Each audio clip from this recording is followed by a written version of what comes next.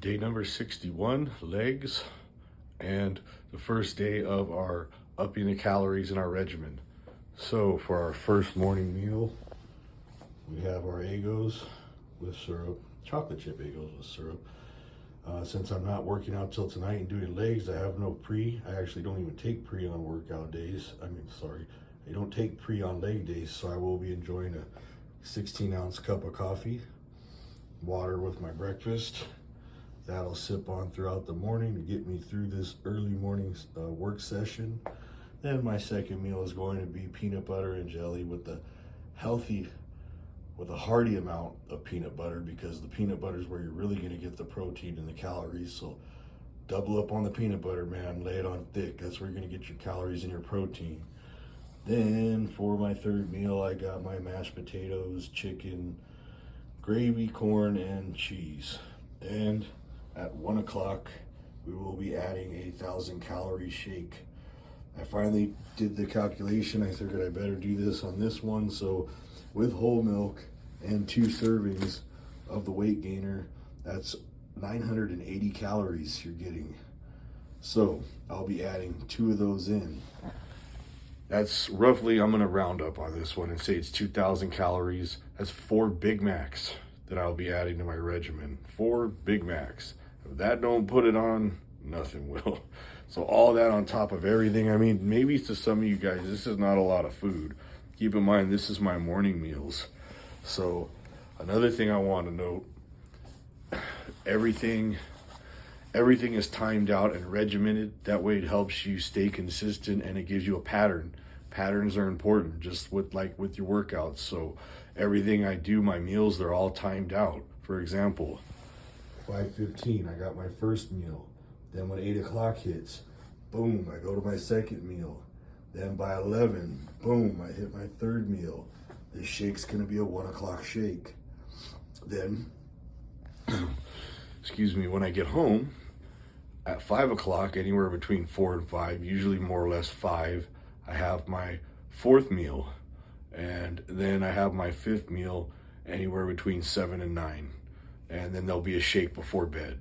So time your stuff out. It helps you stay regimented. It's always helped me. So, just get your program going. Program it up. Time it out. Plan it out. Do it right. It's been working for me. I weighed in at 197.8. That's almost 198 pounds. I'm definitely going to hit my goal in 30 more days. Let's see how far over 200 I can go. So, program your stuff, Anyways, I'm going to get my first meal in. I'm going to get work started, kick some butt today, make some money, pay the bills, because the bills don't stop coming. Anyways, I'll see you later for some legs. Day 61, legs. I'm here in the car waiting for Yoli to finish her cardio. She goes hard. She does an hour and 20 minutes of cardio per session, which is legit. If you're doing an hour of cardio, you're gonna burn a sufficient amount of calories. You're gonna really, that's taking it to the next level. She kind of clowns because some of these people get on these machines for like 10 minutes, kind of just goofing around, not really taking it seriously, or 15 minutes, which is not sufficient, really, more than just a warm-up to get your body warmed up. Me, when I do my cardio, I do only do 20 to 30 minutes, but that's just because the amount of calories that I need to burn are low, so I can get away with doing 25 or 30 minutes of cardio. But if you're really trying to lose a decent amount of weight, 45 minutes, an hour, that's going to be pretty much ideal. She goes a little longer. She'll go an hour and 20 because she's that committed, and she is hardcore. My lady, she's hardcore. She's one person you don't ever want to piss off or mess with, because she will F you up, and she is hardcore, and she's hardcore in the gym the same way. So, yeah, anyways, legs. Today, I'm going to do something that I normally don't do, but I just have to at least once through this series. I try to keep the rants to a minimum, but today I'm going to do a rant on a piece of equipment, or pieces of equipment, that really just drive me freaking nuts. Okay, so you're going to see in my content, I'm doing my leg extensions, which are very, very important for a leg routine. And isolation of the muscle is very, very important when doing these leg extensions. So I'm doing the leg extensions, but I'm doing on those god-awful Hoist rocket machines. Whoever was at Hoist and decided to come up with those machines should be taken in the back and shot, put out of their misery, or just fired, one or the other, I don't know. But those stupid machines are the dumbest idea. And I know it was like, hey, let's try something new.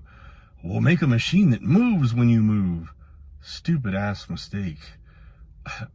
I could almost guarantee you there's some people that like those machines. I'm definitely not one of them, for obvious reasons. And here I go with my whining about my back, but that's a big part of it. So if you have a bad back, the stupid movement of the machine just aggravates it, and it fucking ooh, I have to bleep that out. It pisses me off because then my back is aggravated. And when that's the only machine that's there to use, you get stuck using it. But aside from hurting my back, my biggest complaint is it takes the isolation away from the muscles, because it starts to move your body out of place and you can no longer pinpoint the muscle you're trying to isolate.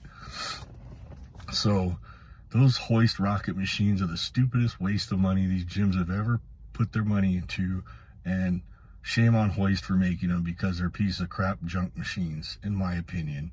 And they waste the space in the gym where there could be a decent set machine that doesn't move and you could actually isolate the muscle and not hurt your back. So there's my rant. So you're going to see me, and I do use them because sometimes that's the only one that's open. A lot of gyms have one of those and one of the other, and some gyms only have those, and that really sucks. But Hoist makes them both. They make the one that sits still, and then they make the rocket version. So however they sold themselves on that idea, I don't know. But raise your hand if you're with me that those machines just flat out suck and are a stupid idea. I'd raise 2 hands, but I can't. So anyways, that's enough about my rant. You won't be hearing me rant anymore, but I just had to get that one out because these machines really do bother me, and I think it's just a waste of space in the gym.